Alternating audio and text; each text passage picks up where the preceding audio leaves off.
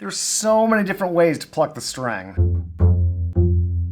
What's going on? It's Jason Heath, and a lot of people are shocked to discover that there are different kinds of pizzicato. I think one of the coolest things about bass are all these different pizzicato styles that we use in different genres. So in this video, we're going to talk about classical and jazz pizzicato, why there's a difference, plus something I learned a few years ago that totally changed the way I thought about pizzicato on the bass.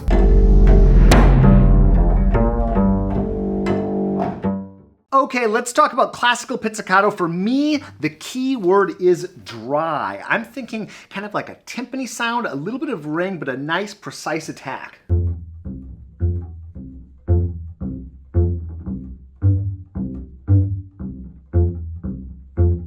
When we're playing classical pizzicato, most of the time we're holding the bow. So part of the challenge is figuring out how to hold the bow and do this pizzicato. So some people use the first finger.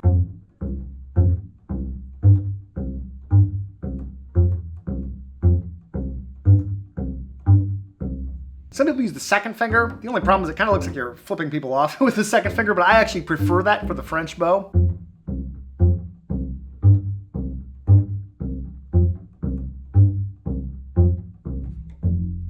With French bow, you point at the ceiling. With German bow, you typically point at the ground, and I'm spectacularly bad at German bow pizzicato. I always whack the bow, so I'm working on it.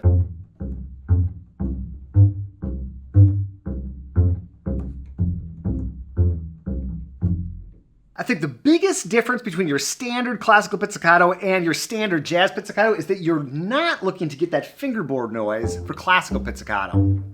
Even at a forte volume, we really don't want to get that fingerboard buzz unless it's a special technique like a Bartok Pitz.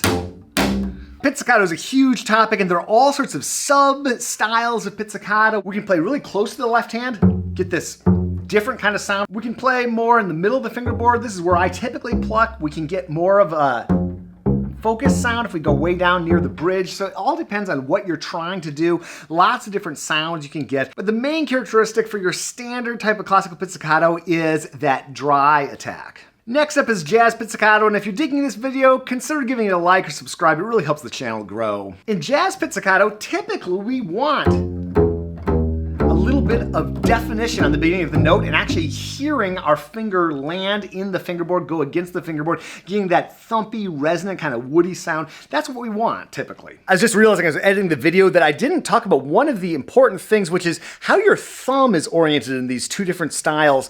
When you play classical pizzicato, or at least for me, I generally have my thumb up on the side of the fingerboard, and that sort of helps with that like coming away from the fingerboard sort of feel. And then in jazz, I generally have my thumb down, so pointed down, and I'm really digging into the string. And that has a big impact for me, at least on how I approach. So I think of the thumb down as kind of sinking in and digging in and getting that thump. And I think of the thumb up as sort of like coming away from the bass and getting this sort of resonance out of the bass and that dry attack to the note.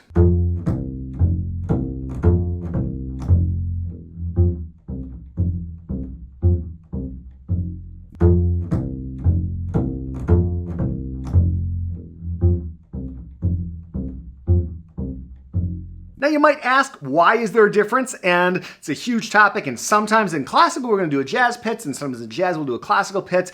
But the main reason I think why there are two kind of major differences is that the roles are different between the jazz bassist and the classical bassist. In jazz, the bass is the foundation pretty much every beat of every bar. So in jazz, we want to be able to hear that attack and let the rest of the group hear that attack and hear that sustain. And the jazz pizzicato really helps with that.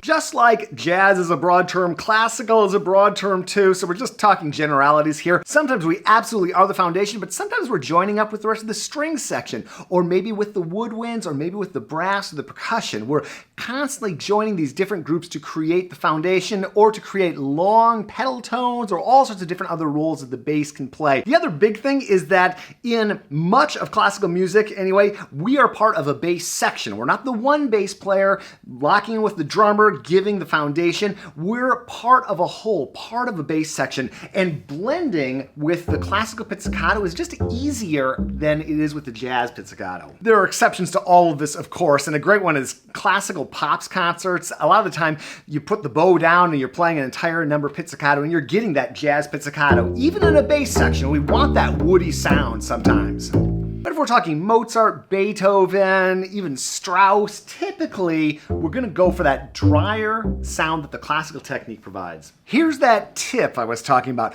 We bassists are actually the role model for so many other string instruments in terms of pizzicato. We play pizzicato more than the rest of the string section, and in fact, jazz bass players, a lot of the time they don't play with the bow at all or barely. We bassists have spent so much time thinking about pizzicato and our strings ring so long, we've developed all these specialty techniques and that kind of thing. And I remember back in college, my wife's harp teacher would send her students to the bass section to learn about all these different types of pizzicato that you can do. They'd apply them to harp too.